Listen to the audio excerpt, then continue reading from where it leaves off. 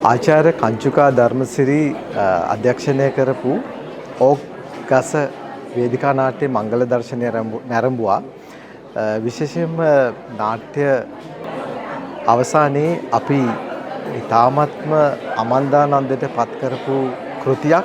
මොකද නූතන වේදිකාවේ ප්‍රහර්ෂයක් විදිහට මට මේක හඳුන්වන්න පුළුවන්. මං හිතන්නේ ලෝකේ නාට්‍ය කලාව දියුණු තලයට එද්දී මේ වගේ රංගනය සහ තාක්ෂණය එකතු කරගෙන උසස් නිර්මාණ බිහිවීම මම හිතනවා වේදිකා නාට්‍ය කලාව අපේ තියෙන තැනින් තවත් ඉහළට ඔසවන්නට සමත් වෙනවා කියලා.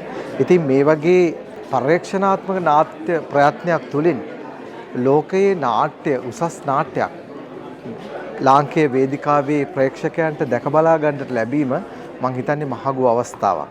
ප්‍රේක්ෂකෙක් විදිහට මම තාමත්ම තෘප්තිමත් වුණා මේ වේදිකා නාට්‍ය රස විඳීමෙන්.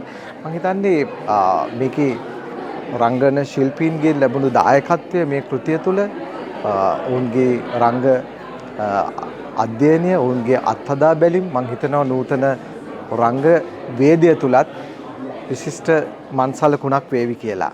මම ආරාධනා කරනවා ලාංකේය ප්‍රේක්ෂකාගාරයට ඒ වගේම නාට්‍ය හදාරන විද්‍යාර්ථීන්ට අනිවාර්යෙන්ම මේ කෘතිය නරඹලා ඔබත් මේ නාට්‍ය කියන සජීවී මාධ්‍ය තුල කොහොමද මේ අත්දැකීම විඳ දරා ගන්න කියන එක ලබා ගන්න කියලා ආදරෙන් ආරාධනා කරනවා.